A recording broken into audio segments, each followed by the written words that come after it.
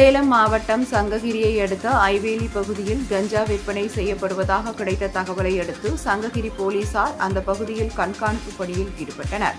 அப்பொழுது அங்குள்ள பஞ்சாபி தாபா அருகே சந்தேகத்துக்கிடமாக நின்று கொண்டிருந்த ஒருவரை போலீசார் மடக்கி பிடித்து சோதனையிட்ட போது அவரிடம் இருந்த 2 சிறிய பொட்டலங்களில் கஞ்சா இருப்பது தெரியவந்தது.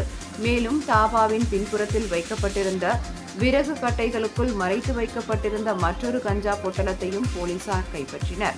மொத்தம் 1.65 கிலோ எடையுள்ள கஞ்சாவை பறிமுதல் செய்த போலீசார் இது தொடர்பாக உத்தரப்பிரதேச மாநிலத்தை சேர்ந்த அமித் குமார் என்பவரை கைது செய்து சங்ககிரி நீதிமன்றத்தில் ஆஜர்படுத்தி சேலம் மத்திய சிறையில் அடைத்தனர்.